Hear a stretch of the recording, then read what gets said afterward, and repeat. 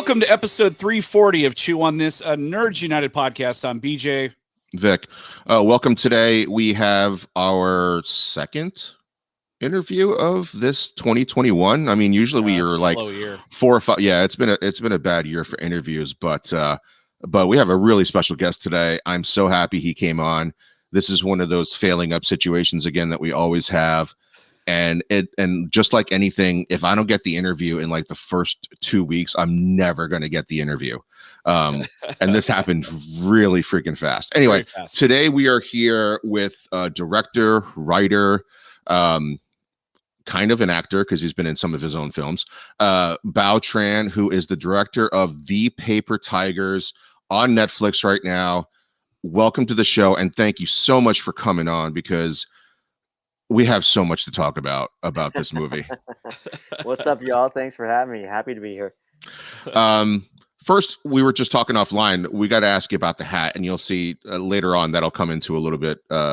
It'll be cooler that you're wearing this hat now. But where is that hat from again? It is from Lust Jitsu. It's our kind of a independent brand, clothing line, apparel brand, designed and owned by our action director, Ken Kitagawa. Oh, cool. Nice. Very, very cool. I've seen some of your press stuff has that. Seen that. I've seen your pictures online with that hat on. Yeah. If you give me free stuff, I'll wear it. All right. Well, I'll keep that in mind. I'll keep that in mind because we got these little gems. Hey, so all right. Yeah, they're real nice hats. I have to tell you, man, this movie came out of nowhere for us, and we like a lot of martial arts movies. And just movies in general. We nerd out over stuff, but this particular movie, I mean, when we saw the trailer about a month ago, we were just like very curious about it and a little skeptical and all that. Cause a lot of these movies are kind of the same and, and then we saw it and we're like, this was awesome. I mean, we had such a good time watching this and it brought us back to our childhood in the 80s. I think you grew up in the 80s, I'm sure. And it just reflected a lot of those martial arts movies that we saw. Some of these movies, they approach martial arts like they zoom in on the fights. There's quick cuts. They rely on wires and technology. But this film really shows kind of like the importance and kind of like the purity of what martial arts truly is. And how important was it to convey that to the audience, like the value of martial arts? Yeah, I mean, thank you for the kind words. It's been pretty crazy. Kind of for us, it's been a long journey. We've been at this for 10 years to try to get this movie made. But Wow. it's fun to see people discovering at different stages in time. So it's very cool that you were able to kind of plug in, basically a month ago, which is great. Yeah. And the martial arts is just kind of a key element for us. All of our producers and me and our action team, martial arts is kind of the passion for all of us, along with film. So it was really important for us to kind of dial in and kind of get that right, or at least be accurate and fair to that culture, because there's so much richness, in martial arts culture that we often don't really see in the broader, I guess you would say, in the mainstream world. Sometimes maybe the most you might see of martial arts is in the form of mixed martial arts, which is great. But but there's also there's just so much more. You're barely scratching the surface, and there's just so much more. Obviously, all the different styles, but also culture and the values and the ethos is just really important. Also, just kind of like the things that you would only know if you did martial arts as a kid or as an adult, or all that kind of like. For us at least, we can tie it to kind of key moments in our lives in terms of growing up, key stages of teen years or younger years or adulthood. We can certainly tie those to certain milestones that we have in martial arts, and so that's the whole kind of way of life that we wanted to show and reflect. I don't have that. I never learned martial arts growing up. I was more of the jock. I played football and sports instead. All right. But martial arts was huge for me just because it was the only way I could see myself on screen. So, growing up in New York, New Jersey, we would get, the feed from New York, but it was every Saturday morning, it would be like, or Sunday, it would be WPIX, Channel 11. It would either be those Kung Fu movies, the badly dubbed Kung Fu movies, or it would be Godzilla, right? So like those were the two things that I remember from my childhood growing up. And much later on, when I got older, I kind of gravitated towards a lot of the action that was in theaters and stuff. So of course that was nothing, but white people. But then my dad around my teenage years showed me, because I was like praising Mel Gibson, which is kind of funny now, but praising Mel Gibson, like that he's a great action star. And so is like, Arnold Schwarzenegger. And my dad's like, they're not real action stars, they're just acting. I'm like, yeah, but still they look cool. And then he's like, let me show you this guy. And he shows me Police Story from Jackie Chan. Yeah. And best. He's like, he does all his own stunts. I'm like, what's the big deal, right? And you obviously being a Jackie Chan fan, and all of us here being a Jackie Chan fan, it's a big difference watching an American action movie and then watching a Jackie Chan movie. And certainly starting with Police Story, right? Like, I mean, that is probably in my top top three action comedy of all time, which I gotta say, even though that's like in my top three, on Rotten Tomatoes, you kick their ass. You're the top. I don't know what to say. I mean, Rotten Tomatoes is crazy. Yeah, we saw that list. It's a very esteemed list, and a lot of my favorites too. So, at the end of the day, it's everyone has a favorite. So we're just happy to be in that conversation. It's crazy. I mean, like they have movies. We just reviewed Paper Tigers last night, actually, and we're going to release it side by side simultaneously with this podcast. And we were looking at the list, and we're not just talking like action comedy from the last 20 or 30 years. We're talking all the way back to freaking Buster Keaton. 1927 or something like that, I think was the I mean, you beat out Buster Keaton, Jackie Chan, you even beat out like Marvel movies, you beat out Thor. I mean, that's crazy, right? Like I'm just a viewer, and I was just blown away. You writing and directing it and then seeing that's fucking nuts. That's pretty awesome.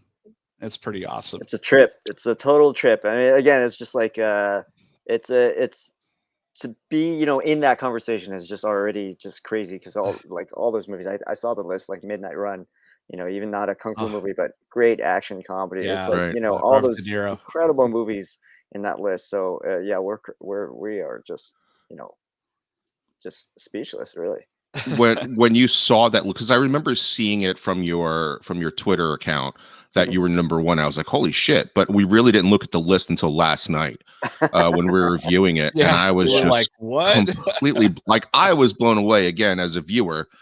What did you do? Did you like pop a cigar open, pop a bottle of champagne? Like, what did you do? Did you screenshot it and now that's like your wallpaper on your computer? Yeah, totally. All over. I didn't cover this wall yet. You see that? I've got three other walls, and they're just blew it up right now. You just blew up the Rotten Tomato rating. Number one. Yeah.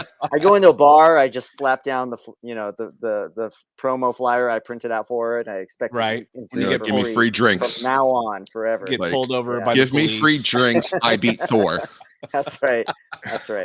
Get out of free jail. Yeah. Get out of jail free. Maybe you don't know. I don't know, officer. Maybe you don't know who I am, but I beat Midnight Run. Deal. Yeah, exactly. I beat Midnight Run and Buster Keaton. Exactly. He's like, what's that? Homeland Security. I have the number one. I'm not going. Here's my quick security check for TSA. Here's my show them the rating. No passport. I mean, it was crazy. Like I've seen a lot of people tweet about it online, and I want to say it's gone viral, but I don't know if it has, because I'm so in the community of loving this movie, right? So like I have it sitting there, and I really want a lot of people to watch this goddamn movie because it's so funny, it's so good. Actually, here's the one question I had when I watched this movie, and this is before I even read anything on you, right? Because we always internet stalk people before we interview people. The first thing I thought about when I watched this movie, it was like maybe 9 minutes into the pool scene fight. The second that Danny pulls his hamstring when he's kicking, I was like, this guy had to have watched Jackie Chan movies. Because it was funny, but it was like realistic. We were just saying this last night that the fight scenes are so, like, we were saying last night that all these Hollywood type movies, it's always like, okay, they kind of suck in the beginning. It's like Top Gun or Days of Thunder, right? They always have this like low thing, and then all the end they're going to win, right? And that kind of does happen here, but everything that happened in between, even the fight scene was like, he didn't rise up and like, you know, like Bruce Leroy and had the glow at the end. I don't know if you've watched you ever watched The Last Dragon? Oh yeah. Okay. Oh yeah. Okay, good. So like, he didn't have the glow at the end or anything like that. The Hulk Hogan. Yeah, right. But he had this, like, he pulled his hamstring and I fucking died laughing because it was so funny that's what would happen. He didn't stretch, he didn't warm up. He's in his freaking 40s. We're all in our 40s here. Oh yeah. You look like you're way in better shape than we are. But even if I was in good shape and I went out onto the football field, I would pull a freaking hamstring. Oh, 100%. And the fact that he gets his hamstring pulled and he gets knocked the fuck out is hilarious to me. Oh man, I was crying. So Jackie Chan was like the first thing I thought about when I was watching your movie, and that kind of thing happens a lot throughout the movie. And it was like, it wasn't like comedy just to be comedy. It was funny and realistic. Like when they're fighting Carter, that's funny shit. Mm-hmm. It was so good. It was so good. Yeah, like when Jackie Chan would, like, he'd hit somebody and he'd go, oh, you know, like, you know, like it hurt. And I'm like, yeah, that's what would happen. Right. Or at the end when he when he just fucking starts running around and he gets winded and shit. That's hilarious. That's so funny. Running out the clock. How many action comedy movies do you know where the hero of the movie just starts running from the bad guy at the end? Right? Just fucking runs. Yeah. Like imagine Rocky 3, right? And he's just running around the wing from Clover. I pay to see that. I would pay to see that. Or he does it with Drago. He just starts running around the fucking ring. Catch you if you can. Yeah. Oh, I cannot sing this movie enough praises of how fun it was. And we always find movies that every year that just come out of nowhere, and this is one of those movies. Yeah. Wow. Thank and you. 10 years, that's crazy. At least we know you're persistent. Yeah, right? If anything, I got that going for me. well, with all those big budget movies and stuff to compete with, how did Netflix like sift through all that to find this gem? Like, how did you do that? Yeah, it's one of those things where it's, you kind of throw it to the universe and then things kind of catch. I think for us, we just wanted to be, heads down and do the work and just be able to try to, focus on making a really good movie and a movie that we'd want to see and the movie that, we think our friends would want to see. And just focus on that, and then kind of all the other stuff kind of will follow. That was kind of the belief. And for Netflix, they come in, we had Wellgo as our distributor. We, they really well known in martial arts space and the genre stuff. But what I think what they really liked was they just loved that it was a universal story and not just kind of the martial arts thing. So they really kind of leaned in heavy for us for our release. We opened in theaters in May, and we've been on Amazon and iTunes and Blu-ray and DVD, and not until Netflix, up until a couple of weeks ago. So we've been doing the work. And it just kind of takes a while. And I think, like you were saying, kind of like whatever the viral means or whatever, a lot of that stuff is literally out of your hand. Like it's out of your hands. You don't really know. Right. But all we know is just kind of like when we meet new people, we talk to them, ask them to talk it up, share it. And then, hopefully it just kind of starts building and snowballing. So this is where we're at. And, we have a lot of work to do, it sounds like. And we still want to get it out there as much as possible and get people talking about it. I wasn't blowing smoke up your ass when I said I wanted a sequel with all four of those guys together, because like I've watched it 2.5 times, and now that I've seen it twice, as I was going through it the second time, I noticed that I loved all four of them together. I couldn't get enough of the chemistry. Did you have them sitting in a room when you were casting, like all four of them? Yeah, well, funny enough, I mean, I'm in Seattle, and we actually ended up shooting this film in Seattle. So those guys are based in LA. Matt, who plays Carter, lives in Albuquerque. So we had, kind of just been doing online auditions and just video. And it wasn't until we had maybe a week of rehearsal, about 6 weeks before the shoot, that the first time they were all in the same room together. And so we just kind of like threw them right into it, and with rehearsals, and we did a lot of improv and just had them, bringing them back as teenagers and what they were like then, and having them behave. And it was just super funny to just kind of watch them start to find those relationships. Because the way we see it, it's like Carter is almost a fourth tiger, but he just tries so hard and can't be a part of it. But they'll slag on him and they'll give him all this crap just the same. And it's just funny to watch him trying to push back, and he stands up for himself, right? He's not a pushover either. And so it's just that whole dynamic of them going back and forth.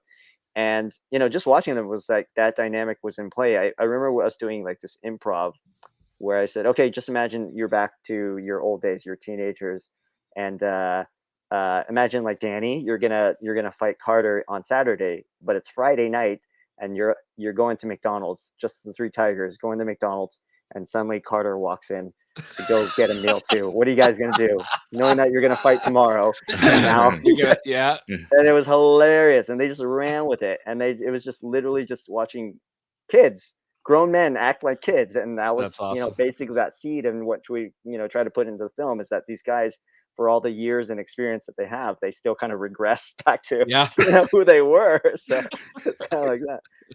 I love I don't know how your upbringing was, but I did mention this, in the message to you, that like growing up, like I didn't have any real Asian friends. My first Chinese friend or Asian friend really wasn't until college. It was the very first time in an Asian friend. And I loved the fact that it was Carter who learned Chinese. He learned Mandarin, and Danny and oh my god, I'm drawing a blank. Danny and Ping didn't fucking understand Chinese, or didn't and they're like, just fucking say it in English. Like, what are you doing? And I was like, I could relate to that, because like I can't speak Chinese. I mean, I can really honestly, and it shows how much of a fat ass I am, that the only Chinese I speak consistently is ordering dim sum. Oh yeah, that's all you need to know, really. Right. Like, thank you, you're welcome. I need that. So like that's my, not like, I understand it. If somebody's speaking it to me, it has to be Cantonese. But I just thought it was so funny that Carter knew Chinese and the other two Asians did not. They were just like, I don't fucking know what you're saying. Yeah, it's a vibe that we also want to get into. This guy who put in the work. I mean, you can't throw shade at it, because he put in the work after all these 30 years later. And these guys, the Tigers, really have nothing to show for it. And so you have all those dynamics. Yes, he tries too hard. Yes, he's like, way overbearing, but you can't deny the time that he's put in. And so I think that's what makes it really interesting between all four of them. And that's the interplay. So it's not just too lopsided or one-sided in any way. And they all have reasons to be who they are, and they all have reasons to give each other crap for all those things. So yeah. How much of the improv made it into the final cut? A lot.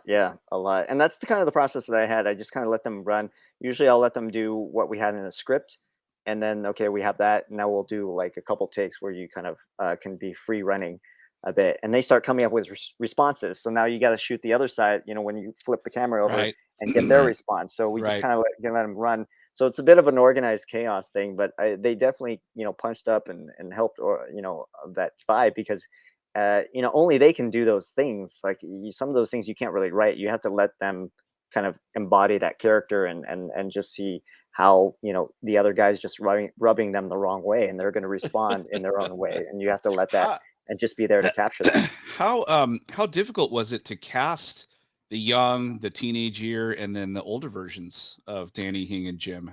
How'd you do that? Yeah, it's a bit of a challenge. Yeah, I mean, like, so 10 years, that's not a lot. That's a long time. So we actually had shot this movie in pieces, and because we had to keep raising money to do this. Oh wow! I did not know that. Yeah, I knew you guys did you guys actually, from what I remember, correct me if I'm wrong, you shot the teenage years first, and that's what you showed around to get funding for the rest of the film. Oh wow! Okay. Right. Okay. Yep. So like, when you said you shot this movie in pieces, I'm thinking of like garbage $200 million fucking Hollywood movies, like Suicide Squad, the first one, or like Justice League, because like yeah, like the the what's his face's version of it, not Zack Snyder's Whedon version of Justice League is absolute garbage. It's just absolute garbage, and it's $250 million or 300 or 400, whatever they spent on that money. And I'm guessing yours was not even close to that. It might have been just for their catering was probably more than your budget. And they have all those people involved, all that money, and they produce that piece of shit. And then you have to shoot this movie over 10 years, and it's the #1 action comedy. Like, seriously, this is a big middle finger to Hollywood. Yeah, it kind of is. It kind of is. It's a big #1 finger. That's all. Yeah.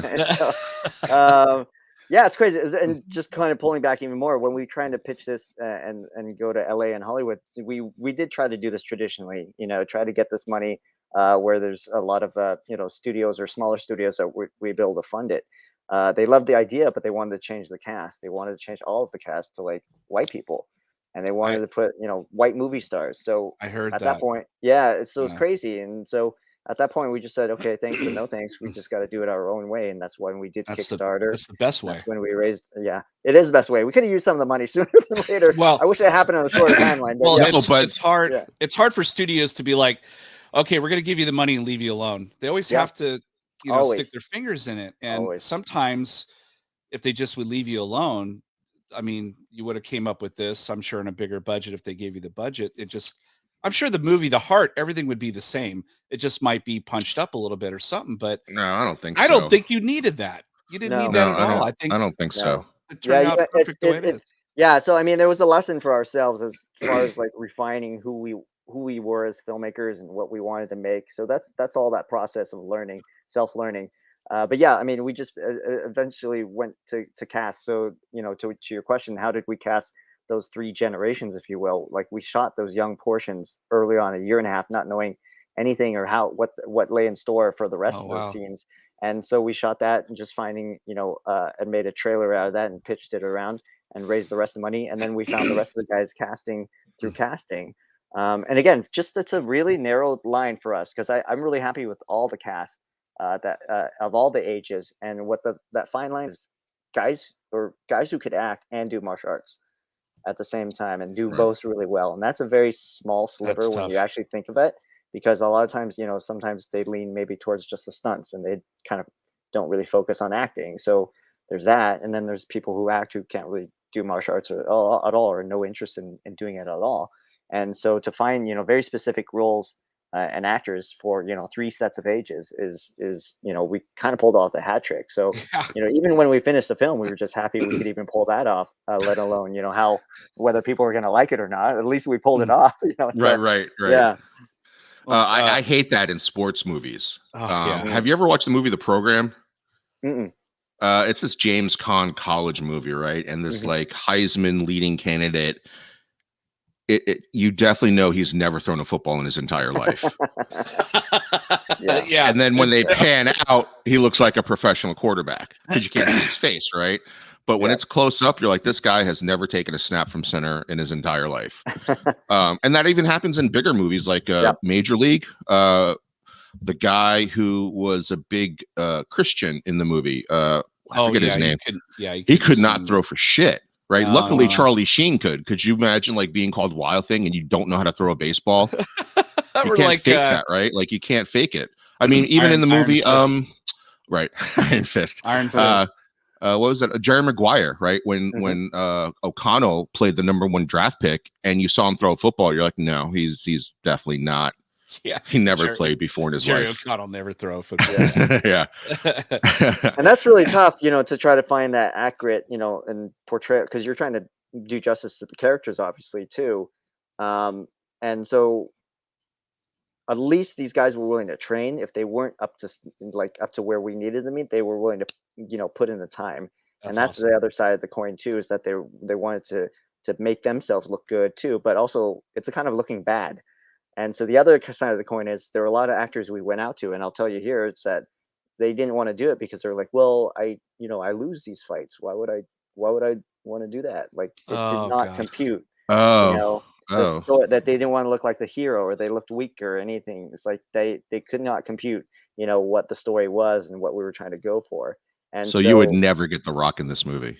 Because The Rock never loses. I didn't ask him, but but Rock always has to win in his movies. If he said something like that, then it's probably not the best fit, At the end of the day, let's put it that way, Yeah. And so it's not easy. We were really threading the needle in terms of trying to get people who were locked in and knew what to do, or at least gave the right attitude and were giving us the tools to succeed. But if not, it's really hard, and that's how tight that was to pull that off.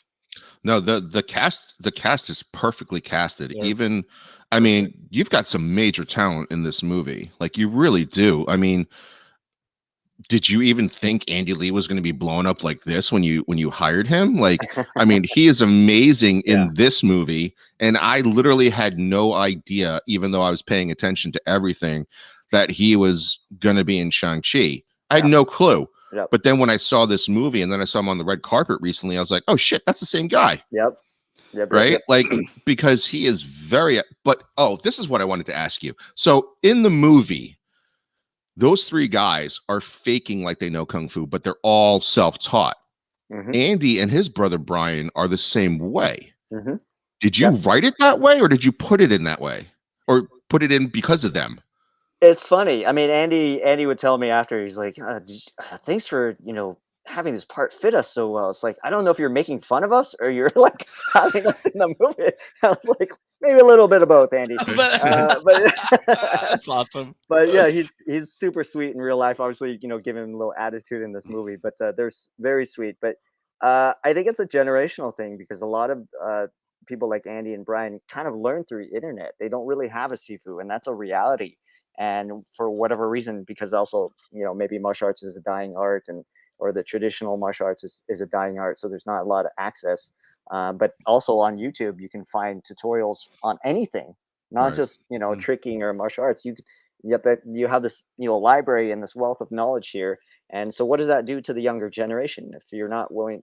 Maybe it's a lot of work to kind of go out and find a master when you can just find out and learn, from these lessons from their fingertips. So that's kind of a broader thing. But yes, Andy and Brian, make no mistake, they put in the work. They did. Oh, it definitely looked like it. Yeah, they diligent, and they took it to that next level. And to me, so what I see is like that, to the extreme level. But it was interesting to see a kind of parallel, and I think it just kind of fit for them as well. Oh, he was. I didn't know he didn't know. Like, I didn't know he wasn't actually, he didn't have a master or a sifu. Like, I had no idea, because when you watch him in the movie in that pool fight scene, he's freaking ridiculous. He's all over the place. Yeah. He's all over the place. Yep. Of course, like, did I know he was going to blow up? Yeah, of course, I'll take credit. I've tracked his work. They've been toiling away and putting stuff on YouTube and Instagram for years now, and so I always knew that. I made a short film with him and our action director Ken Kitagawa called The Challenger. So yeah, I've seen it. So the short fight, I knew like he had talent, even 5-6 years ago, and again, that was part of the journey trying to make this movie. And so Andy was always a talent. So to me, when I see him kind of blowing up or kind of hitting that next level, I'm just like so happy for him, because it's all deserved, and this is just the next chapter. And I think people are going to flip out to see what he does. I'm gonna remember that's the guy from Paper Tigers. Hell yeah! That's the first time I ever saw him. Speaking of next chapter, Bao, are you working on something now in the pipeline? You are. Always, yeah.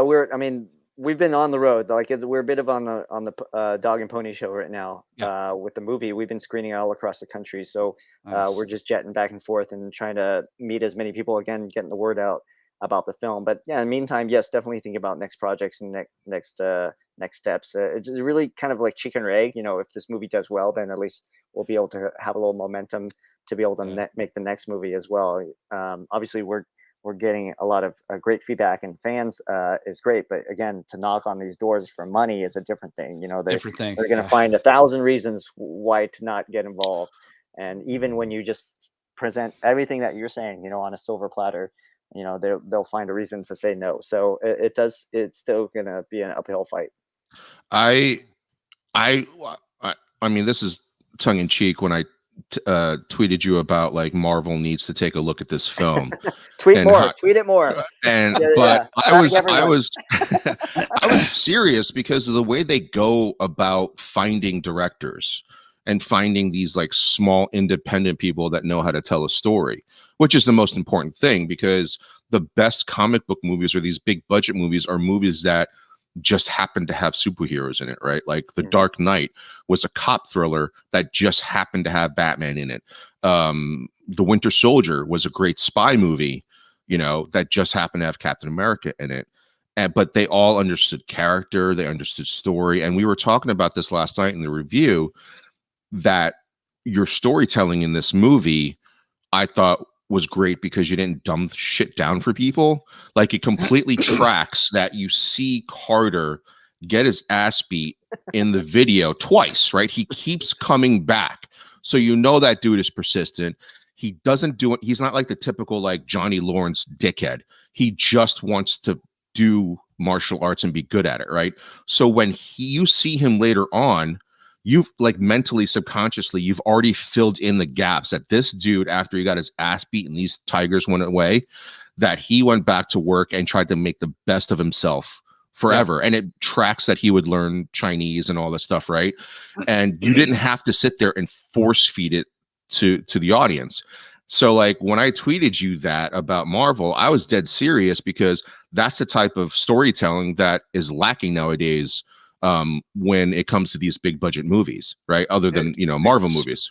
Explain way too much. You know, they just like a whole dialogue. That whole VHS scene is so goddamn brilliant. I swear to God, like I probably watched that part multiple times because it is such good storytelling, because that's all you need to know for the rest of the film, who these guys are.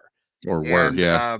And it's just done. It's just, and it makes me laugh too, because I love how Sifu's just like, okay, you know, now that you know martial arts, like let's treasure it, let's protect it, whatever. And they go out and just fucking fight everybody that they come across, which it cracks me up, because I'm like, yeah, that definitely what would happen for teenagers. For teenagers, yeah, for sure. They want to strut their stuff and shit. But it told you everything you needed to know, and it was done so well. And you see a lot of these movies that just, they don't have that type of storytelling. They have to force feed you, like Vic says, throughout the whole film. And you're like, yeah, I get it, you know. But this, you didn't need to do that. You just put it out there and then just follow these characters around. And it was a great, like, buddy, you know, movie. But at the heart, you have a father and a son, of course. And there's just so many things about it. You didn't need to have a leading lady and this and that. It was just a really good, like, solid film. And I showed my kids, you know, after this, I think the first time I watched it, I had my kids watch it with me the second time, and they fucking loved it. They totally got it. They understood it. So that's cool too. I really appreciate that I was able to watch that with my kids. So I love the VHS part too, because you would put graphics up there about like Danny versus Carter, right? Yeah, and like growing graphics. up in the 80s, my dad did that shit for my like high school football games, right? Yeah. Like he would put that shit up there, and I thought, okay, this guy gets it. This guy grew up in the 80s. He knows what VHS tapes are, VHS camcorders, those gigantic fucking boom boxes that you had to carry. My dad carried that shit around through Disney World, like those big things. He had to carry like a big briefcase of freaking tapes. I love it. Oh my God. I love it. You gotta digitize it. You gotta capture. You gotta transfer that all over. Oh, I already did. I did transfer it. Yeah, it's on the computer. But it has those graphics on there, just like the VHS tapes. It's got the timestamp on the bottom, and then all of a sudden, right in the middle, it has the graphics of what we're doing. Like like here's Magic Kingdom. Yeah, here's Magic Kingdom. I'm sure you have a couple parts where, you know, the lens cap is on, he's still recording, and there's a lot of watching us walking from behind. Like he's standing back there videotaping us walking through Disney just for like 10 minutes. Hey, did your dad do any of that shit? Like, definitely, yeah. Okay, is this an Asian thing? Because my dad videotaped us eating. Did your dad do that? Like dinners, like Chinese New Year dinners? Did he do that? Yeah, the Branklets. Yeah, not the everyday meals. But no, not every day, but like Chinese New Year dinners. He would just set the camera up. Yeah. and hit record, and I'm like, you're like, even as a kid, I was like, why are you Like, what are you recording us doing? eating? Like, we're just eating. Yeah. See, he You was know? he was on that mukbang train. Yeah, He had so much foresight. You know, he knew what was coming around. yeah, exactly, right. He was before Instagram. Like, Yeah, who the fuck exactly. wants to watch us eat? Yeah. Right. And now 20-minute now Instagram you should video. sell that. That's like retro mukbang, and you could do Well, vintage mukbang. right. Yeah. Exactly. Because I mean, he still did it. He did it like when he visited like That's 3 funny. months ago. Oh yeah. But this time with his fucking iPhone. With his iPhone, right? It's just gotten smaller, better it. quality. Yeah, but he still filmed us fucking eating. That's great. I kind of want to forget. So it's not just my dad thing. It's an Asian thing. That's good to know. That's a thing. That's good. Yeah. That's good to know. And the narration, the constant narration. You know, like describing, hey, say hi, and all that. Yeah, say hi. Like always telling him what to do. Yeah. And basically everybody in the video is always like, get that thing out of my face. I don't want to do it. Everybody. Nobody ever was like, you know, played up to the camera. exactly. Everybody was like, and you would get like real in close if you were taking a big bite. See the pimples on your face. So you talked about earlier how, you know, they wanted to put, you know, white actors and stuff in here, which, you know, drives us absolutely bonkers when they do stuff like that. Who do you know? I mean, are you able to tell us, like, do they have people in mind to play these roles? Or yeah, I mean, they would just throw out, you know, tons of names. There was Bruce Willis, Nick Cage, and all these actors would just like, shit? you know, because there's a space. You know what they do? They have these lists of names they know that are bankable and it's like this insurance actuarial table. Like they have values defined to each actor, and you know, they'll break down. And it wasn't just one meeting. It was basically a slew of a culture, really, a whole Hollywood culture that this is how they do business. And you know who's in it and what the stars, what are you gonna put on the poster? Essentially, that's the way they look at it. And so it's so, you know, cart before the horse, to be honest, that it didn't make sense to us, and it's did still they crazy. read the script that it's got martial arts in it? Apparently they didn't read it. Yeah, I mean, you'd be amazed. I guess you shouldn't be amazed, but you have all these meetings when they don't even read the material. They have no idea what they're there for, and you know, they're who knows, maybe they had a hard night, you know, the night before, who knows, but they have you know, it just seems they don't come with it, and which is like aggravating, because you're trying to do something, you're trying to find people that believe in you and trust what you're doing. It's your passion project too, man. It's like, exactly. Oh God. I don't know. I think Nicolas Cage would have been interesting in this movie. Oh my God. I'm a martial arts expert. Like, yeah. I mean, I like Matt, who's playing Carter, but having Nicolas Cage as Carter might have been kind of interesting. Oh, that might have been interesting. Right? That kind of would have been interesting. Carter. It would have been the lead. They want to change the lead. Then that's that's not happening. Plus, he's not 40 years old. He's way older than that. Way older than that. Like he would have looked like the fathers of the other two tigers. Yeah, exactly. Right? Yeah. Oh, but you did get I think his name was Paul, right? No, not Paul. Where is it? Ron.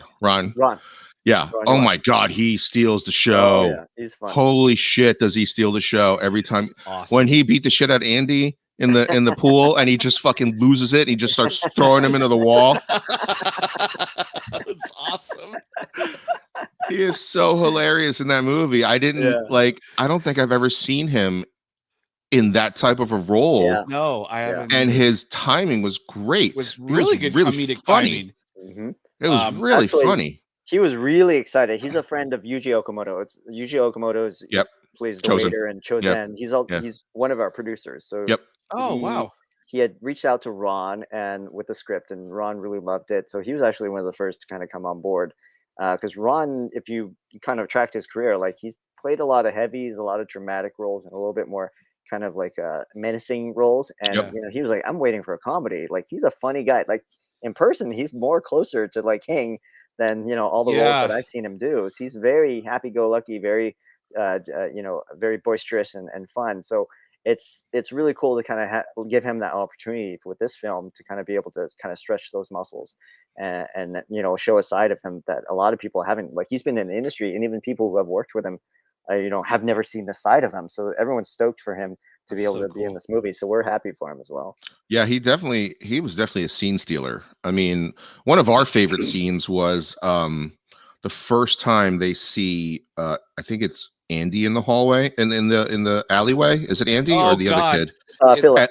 Philip. And they run and they run. Hing falls down, and then the camera pans, and Danny's just out of fucking breath like 10 steps later. I thought that was so fucking. I was like, oh man, we're gonna get a chase scene, you know? Nope. Real life, you're 40 years old and out of shape. You're gonna die. We were laughing so hard. We're like, oh, that was such a brilliant camera move. We're expecting like a whole chase, and he's just like middle-aged. So good. It's so funny. But it's not like slapstick where it's like no, not it at all. Doesn't make any sense. It's like these guys are out of shape, man. Like this is exactly what would happen.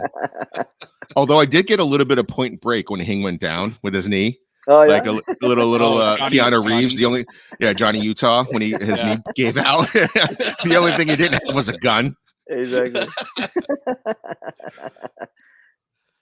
What were some of your? I mean, this is probably something I should have asked in the beginning. I mean, you might answer this, but like some of the inspirations that kind of led you to writing this. You know, what prompted you to go like, this is what I want to do. This is the story that I want to do. Yeah, I mean, well, of course, pulling back, it's a whole stew. Like Vic was saying, we grew up on Jackie Chan movies. We were all like love, Hong Kong movies and all the action comedies that came out of Asia, because it had such a different flavor and style too that was you didn't see, but also appreciate a lot of action comedies that were here. And for me, honestly, it just came from the feeling, because I was feeling burnt out. I had done film and martial arts at an early age, and going into film, kind of you deal with a lot of BS and a lot of maybe stuff you didn't. It's like, this is not what I signed up for, and kind of like you learn the darker side and the nuts and bolts, which is not as exciting. And so I was feeling personally burnt out. So I wanted to kind of just start to explore that feeling, and like, how come I really loved making movies at one age, but it's just not really, not the same anymore. And same with martial arts. I kind of tapped into those feelings. So it's really about that journey of these characters kind of rediscovering their roots and what that means. So it started with the story and feeling of the characters first before, setting out like, oh, let's do an action comedy. It's like, I just came up with this idea of these characters and just started thinking, yeah, that's actually kind of funny, because now they're faced with all these issues, and what would that look like in real life? And that's what we always want to kind of like keep questioning ourselves when we were doing this. Like, does this feel real? And not mean like a documentary real, but does it ring true? Does it feel like it feels like it's a thing, and so we always want to kind of follow along that. And as you go with these characters, you definitely have that journey of them kind of rediscovering their roots. Did you have any 80s comedy influence in this movie? Because we had also mentioned that what was cool about this movie, even though it takes place in the now, that it was like those 80s romantic comedy movies where weird or off, like it wasn't sports that was the big thing that everybody gravitated towards, like Ski School, One Crazy Summer. They were all these like crazy different sports, right? Like One Crazy Summer was fucking regatta. Like that never happened in high school. It was sports, right? Ski School, like even what was the other one? Better Off Dead was skiing. Like that never happened to me. It was just always sports, right? Like, so this movie has that 80s feel where it's just like, and even the Karate Kid, right? Like, and it's in California. So like, they don't even talk about football. They don't talk about anything. It's fucking karate, right? In this movie, it's Kung Fu. And that's the thing that builds in the city, that everybody understands that this is the cool thing that everybody's into in this area, right? Like, I thought that was interesting. So did that come into play at all, the 80s comedies and rom-coms? Yeah, I think it's all part of it. I mean, that's kind of where I grew up watching movies. I didn't set out to say, here's an homage, or here's a thing that we were like, really trying to mimic or tribute to, but it was just like, that's the stuff we kind of grew up with. I think what it is like, I really love the kind of character-based comedy, because it was always like, you kind of knew the characters, and the comedy came from the situation and that world and how the characters interact, whereas maybe some more of the modern stuff, it's a little more maybe jokey, or a little bit more like we were just talking about this other day, it almost seems to be based on like cringe, like kind of situations that are awkward, and then you kind of stew in it, which is funny. But in terms of this movie, it just felt like the characters were always in these situations, and they always had to behave, and Hing always has to like put on a strong face. He's got a front and all those things. So that's is always funny to me. And so we kind of let the characters kind of interact with each other and see what happens.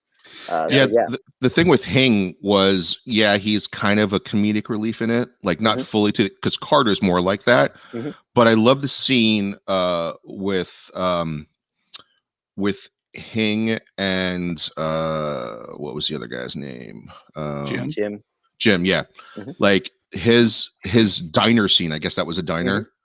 I love that scene when he's talking about how he had to do the free healthcare, but he just didn't show up to help Sifu that one time and never went back. I was like, oh shit. Every single one of these guys is scarred, like deeply from the same relationship, basically. And then obviously that big twist at the end when you find out that like Danny actually struck Sifu.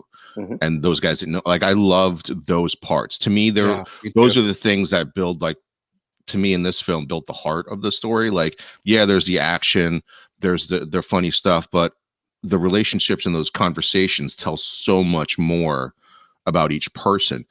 I guess that leads me to my next question: is how much of the original script was what we got on screen? Like, did you, because the time took 10 years to make this film, how much of the editing of the original script did you do?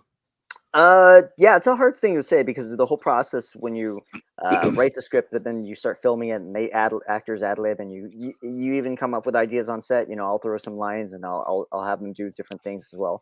And then when you edit, you start shuffling and you start moving scenes around and you kind of play with all that. So it's a whole kind of process.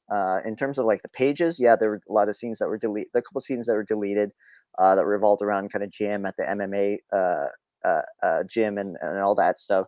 So there's a bunch of like little threads that we kind of just ended up streamlining to be what you have in the final film. And it's a tricky thing, because I think it's also just finding that through line for all the characters, and Danny being kind of that main through line for all these guys is, again, like you're saying, all these three guys are scarred in their own way, and they kind of behave like guys with each other. It's like, this is what the other thing we say is like, it's a guy movie, and a guy movie in the sense it's about these guys who are just like their own toxicity. They have worst enemy. They have the worst enemy. Yeah, it's just not just like, because women, actually, we've got great feedback from women who love to see the movie, and there's a lot of eye candy for them as well. But there's they really relate. And one woman was like, I just love seeing guys behave like dumb guys, because there's something really ridiculous about these guys, their infantileness. But again, like you're saying, they're trying to work through all these things, and all these guys, and they relate to each other, and they have falling out, and they fall out from Sifu in different ways. Like you're saying, like one is lashes out, but the other one just straight up, vanishes, ghosts on them. And that happens, right? And and that seems to happen among guys a lot. We kind of just don't call each other, or we just kind of let things kind of like fall off, and that's kind of the way we operate. And this is what you see in the movie. What was your favorite improv that you left in the movie? There's so many. A lot of stuff in the funeral was really funny to me. And it was like, they tell a funny story, Matt and Ron, because we had a single camera, so we start shooting Ron and Danny's side first. And so Ron just started throwing all these insults at Matt on the other side, and then Matt's just like flustered, right? And Matt's a really funny, guy. If you follow his show Into the Dojo, he's a really funny guy, but he was off camera and he just could not come back. He didn't have the right zingers. And he said he was nervous, very nervous. That was his first day on set, And so then we break for lunch, and then we flip over the camera to get ready to shoot Carter's side. And Matt tells a story, like during lunch, he would just go off in the corner by himself, just stew, and he just start figuring out like all these type of comeback stuff he could like throw back. And I'm gonna tell him this and that. So he had a whole laundry list. That's so amazing. By the time we came to camera on Carter, like he started rattling off all these insults. There are a lot of like alt takes, like in terms of, you would call Hing, you look like a Godzilla, you look like an extra in a Godzilla movie. So it's like he just had all these alternative takes, and he had just a bunch of them. And Ron would be yapping back, and they just started like, and so we had all these great lines. And so eventually, just for flow and time, you have to kind of like decide and pick. But we had a lot of stuff to kind of go through, and a lot of great stuff to pick through. It's so funny. Was the line that Carter said about when his Sifu said you're not that strong, and Carter was like, "No, you're right, I'm not that strong." Was that improv or was that That scripted? was an improv line. Yeah. Oh, That is nice. fucking hilarious. That's so good. I love that line. That was so We good. were laughing at that. Yeah, I remember him doing it, and then for some reason I just didn't clock that later on in editing, and we were just scrubbing through, and I saw him do it again. It was like, okay, that has to go in. That has to go. go. We so kind of glad forgot about that's it. But great. it's such a throwaway line, right? It's yeah. perfect. Yeah, it was So just a little thing to himself that we kind of missed, but we thankfully we got into the movie. Yeah, but it was so much character. That one, like That he did it in character. Yeah, where he wants to be this asshole, right? Because he's been wronged by the three tigers. Yeah. But at the heart of it, he's not a bad guy. Right. And he's he was probably really humble with all these other kids. You could, when he's teaching before Hing shows up all beat up, when he's teaching those kids, he's not a dick. He's not a crease, right? Like he really cares about what he's, so when he says that, it was so in character. I'm so happy that you told us that was improv, because that was like one of my favorite lines. Yeah, that's so awesome. It's really good. It's one of those things, like in all the ways they're trigger warnings for each other. Like, they're fine being in their own lane, living their lives, and that's the thing. But when they kind of come back in the room together, they all start like, their little like they were 17 again. Exactly. And they trigger each other in that way. And that's the fun part of watching. God, that's so great. That's so great. That line, I'm so glad you found that line, because that line we just laughed out loud. We're like, when we were reviewing the movie last night, it just popped back into my head, and I had to talk about it in the review, because man, that was such a good line. That was such a great line. Yep. So we're almost at an hour here. We'll try to get you out in an hour, but we're gonna come back around. What we do is we do this what we call the big finish, basically. And what it is we ask 3 questions of and they're all the same questions, and it's interesting to see what everybody's different answers are. So BJ, you want to start that? Yeah. So okay, about who is your all-time favorite character, and it could be from any genre. Oh wow. Character. Yeah. Any character. Oh gosh. Like like Obi-Wan Kenobi or something like that. Gosh, it's a really hard. I mean, the caveat is the answer could change every day. Yeah. Michael Corleone is. Michael Corleone. We've never gotten that. We've never gotten that. That's a new one. Okay, so Michael Corleone. What kind of birthday gift would you get Corleone? At what age? Has he gone to matter. college, or doesn't matter? Is he Godfather yet? He's a Godfather. He's Godfather. He's Godfather. Man, what do I get the Don? Jeez, I don't know. What would you get him?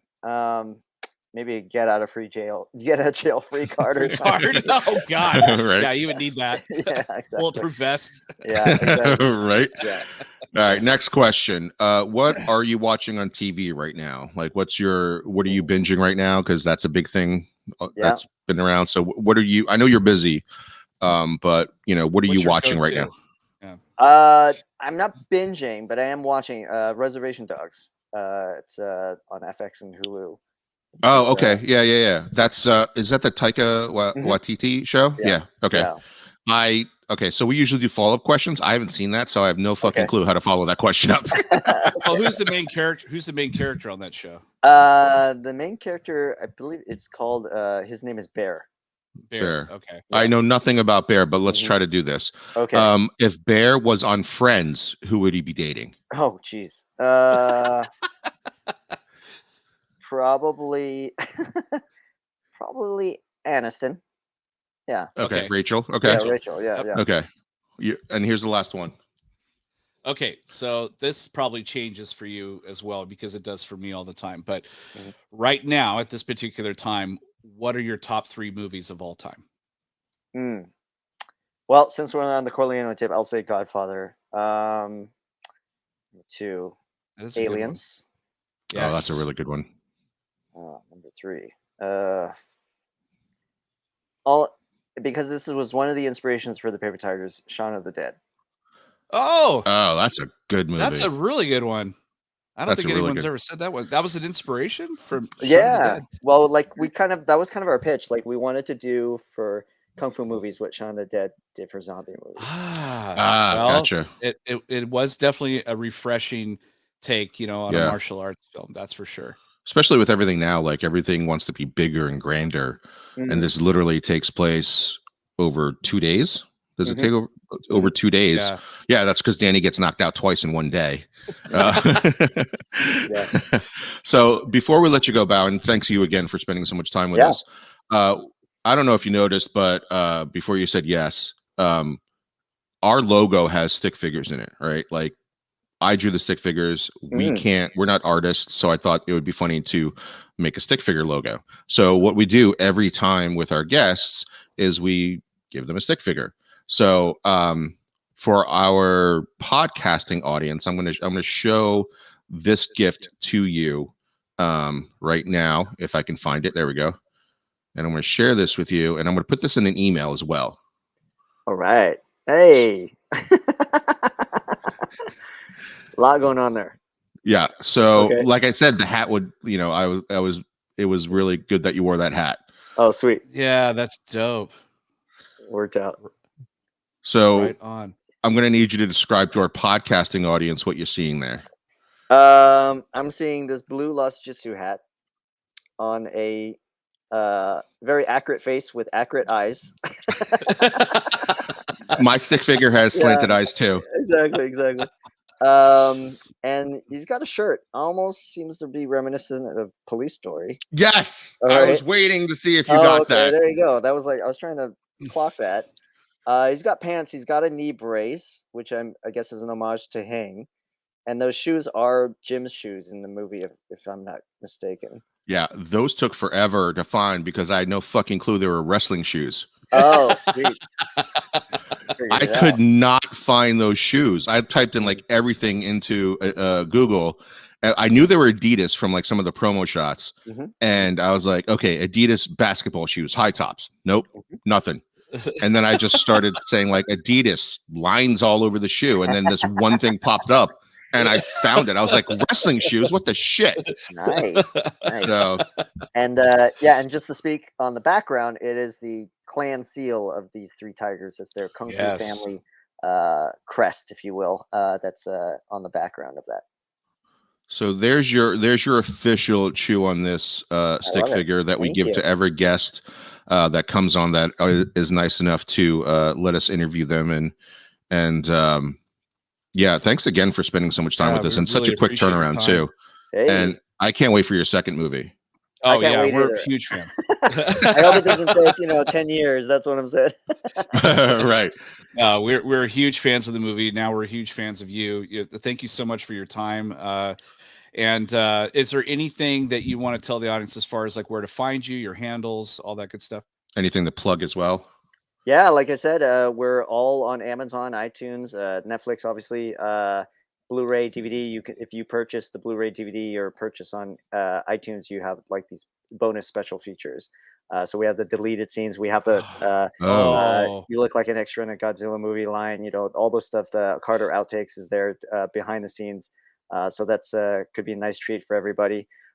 Please support the film if you love it. Share the news, and really, this is kind of our grassroots campaign.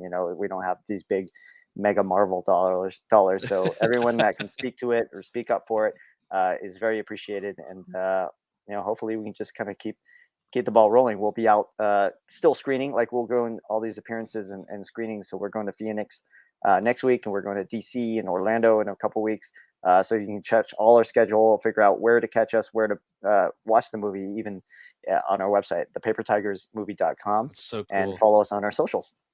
Come to Sacramento. That's where we are. We were there in a couple like a month ago. Were you really? Yes, we were at Angelica. We were at the Angelica Tower. Oh my man, God, that would have been dope. Fucking Netflix. Awesome. If they put it out 2 weeks earlier, holy shit, we could have had a face-to-face. Oh yeah, we're working on it. I think no promises yet, but we were talking to some people at Elk Grove, right? Oh shit, that's right down this. That's a little bit down 20 south minutes of me. away. Yeah, so we might swing around. So never say never. We're still going strong. We're doing a tour. Oh, I'll definitely be there. I'll definitely be there if you're going down there. Yep. Awesome. Bao, thank you so much. Really appreciate this. It's been awesome talking to you. Right on. Thanks for having me. It was a great chat. Well, that was episode 340 of Chew on This, a Nerds United podcast. On BJ, Vic, and Bao. Till next time, folks, chew on that. Later.